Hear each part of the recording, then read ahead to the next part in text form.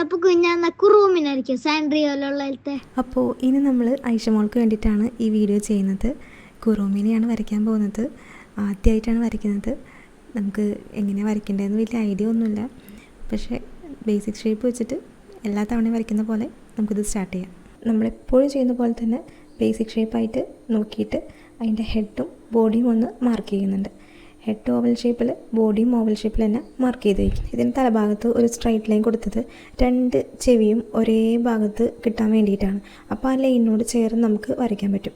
പിന്നെ ആ വരയ്ക്കുന്ന ട്രയാങ്കിൾ കറക്റ്റ് നേരെ കിട്ടാൻ വേണ്ടിയിട്ടാണ് അതിൻ്റെ സെൻറ്ററിൽ ഒരു വര കൊടുത്തത്. എന്നിട്ട് അതൊക്കെ മായ്ച്ചിട്ട് കറക്റ്റ് ആ ഒരു ഷേപ്പ് മാത്രമാക്കി എടുക്കാം. എന്നിട്ട് നമ്മൾ ആദ്യം വരച്ച ആ റൗണ്ടൊക്കെ ഒന്ന് കട്ടിയിൽ തെറ്റിയിട്ടില്ല എന്ന് ഉറപ്പ് വരുത്തിയിട്ടുണ്ടെങ്കിൽ മാത്രം കട്ടിയിൽ വരച്ചു കൊടുക്കാം. അല്ലെങ്കിൽ ആദ്യമേ കട്ടിയിൽ വരച്ചിട്ടുണ്ടെങ്കിൽ പെട്ടെന്ന് നമുക്ക് മായ്ക്കുമ്പോൾ ആ ഒരു പാട് നിൽക്കും. അപ്പോൾ അതുകൊണ്ടാണ് ലൈറ്റായിട്ട് വരയ്ക്കുന്നത്. ഇനി നമുക്ക് കണ്ണ് വരയ്ക്കാം. കണ്ണ് വരയ്ക്കുമ്പോൾ കറക്റ്റ് ഒരേ രീതിയിൽ കിട്ടാൻ വേണ്ടിയിട്ട് അതിൻ്റെ സെൻറ്ററിൽ തന്നെ ഒരു ലൈൻ വരച്ച് കൊടുക്കാം. അപ്പോൾ രണ്ടും ഒരേ രീതിയിൽ നേരെയായിട്ട് കിട്ടും.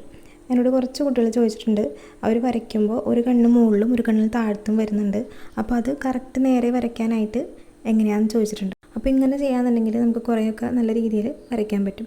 കറക്റ്റ് സ്ട്രെയിറ്റ് ലൈൻ വരച്ചിട്ട് അതിൻ്റെ 2 സൈഡിലും കണ്ണ് വരയ്ക്കാന്നുണ്ടെങ്കിൽ നമുക്ക് ഒരേ നിരയിൽ തന്നെ കണ്ണ് കിട്ടും. അപ്പോൾ ഇങ്ങനെ ഒന്ന് ചെയ്ത് നോക്കാം കേട്ടോ. ഇനി അതിൻ്റെ മുകൾ ഭാഗത്ത് തല പോലത്തെ ഒരു സംഭവമുണ്ട്. അപ്പോൾ അതും നമുക്ക് വരച്ച് കൊടുക്കാം. അതിൻ്റെ കണ്ണും നേരെ കിട്ടാൻ വേണ്ടിയിട്ട് ഒരു സ്ട്രെയിറ്റ് ലൈൻ വരയ്ക്കാം, എന്നിട്ട് കണ്ണ് വരച്ചെടുക്കാം. പിന്നെ ഇതിൻ്റെ താഴ്ഭാഗത്ത് ഒരു ഡിസൈൻ പോലെയുണ്ട്, അതിങ്ങനെ ലൈൻസ് പോലെ വരച്ച് അതും കംപ്ലീറ്റ് ചെയ്ത് കൊടുക്കാം.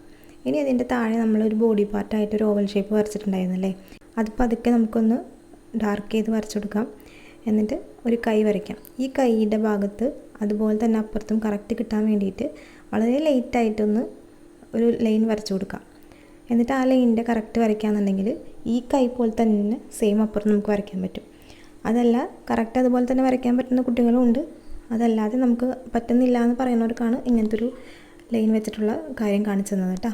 അപ്പോൾ അങ്ങനെ അതിൻ്റെ ബോഡി പാർട്ടും എല്ലാ കാര്യങ്ങളും കഴിഞ്ഞിട്ടുണ്ട്.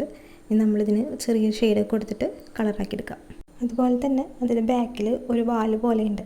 നമുക്കൊരു ലുട്ടാപ്പിയുടെ വാല് പോലെയൊക്കെ തോന്നുന്ന രീതിയിലാണ് ആ വാലിരിക്കുന്നത്. അപ്പോൾ അതും നമുക്കൊന്ന് വരച്ചു കൊടുക്കാം. ഇനി എപ്പോഴും ചെയ്യുന്ന പോലെ തന്നെ പെൻസിലൊന്ന് ഇതുപോലെ പിടിച്ചതിന് ശേഷം ചെറിയ രീതിയിൽ ഷെയ്ഡ് ചെയ്ത് കൊടുക്കാം. എന്നിട്ട് എല്ലാ ഭാഗവും ഒന്ന് ഔട്ട്ലൈനൊക്കെ ഒന്ന് ഡാർക്ക് ചെയ്ത് കൊടുക്കാം. ഇത് എൻ്റെ കയ്യിൽ കുറച്ച് കുറോമിയുടെ സ്റ്റിക്കേഴ്സ് ഉണ്ടായിരുന്നു, അപ്പോൾ അത് വെച്ചിട്ടൊന്ന് ഡെക്കറേറ്റ് ചെയ്തെടുക്കുന്നുണ്ട്. ഇതുപോലെ തന്നെ സെയിം ആയിട്ട് ഞാൻ ക്രയോൺസ് വെച്ച് ഒരു കുറോമിനെ വരച്ചിട്ടുണ്ടായിരുന്നു. അപ്പോൾ ഇതിലേതാണ് നിങ്ങൾക്ക് ഇഷ്ടമായെന്നുള്ളത് ഒന്ന് കമൻറ്റ് ചെയ്യണേ. അപ്പോൾ ഇന്നത്തെ വീഡിയോ ഇത്രയേ ഉള്ളൂ. ബൈ.